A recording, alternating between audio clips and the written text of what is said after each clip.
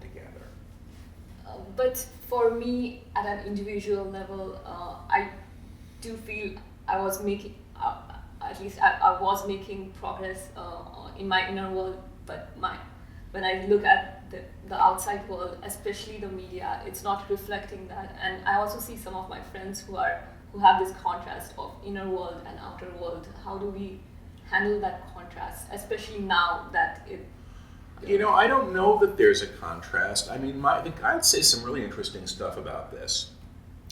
They say as long as you can see it or imagine it or perceive it on some level, you're in an energetic relationship to it. It really can't exist without you.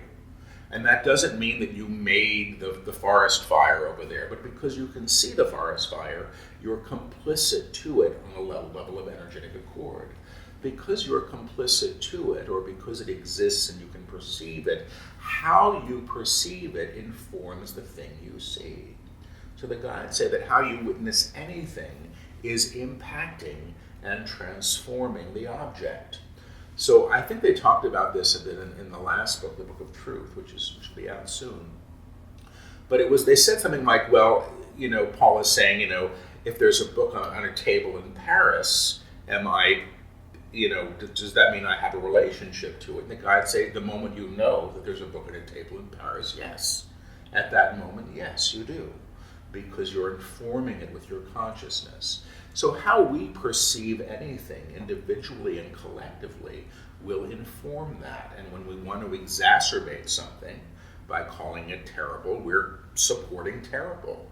The way I understand that we transform the world is by lifting the world to a higher level of frequency.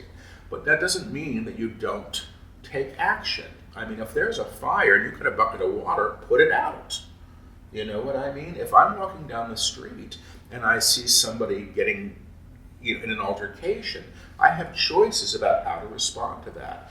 And how any of us do anything and respond to anything is really a direct result of the consciousness we hold. So when you lift the frequency, how you respond to things will be different. But to sort of deny or to say that there's a schism between the inner and the outer is in some ways to decide that it should all be sort of pretty and lovely all the time. And I don't know that that's true either. I mean, God is in the mud and in the sky. I mean, you can't say this is holy and this is not. The guides say everything is holy. And the awareness of that is what starts to transform everything. But then we have a tendency to say, well, this is what I like, so this is spiritual and this is good, and that's not.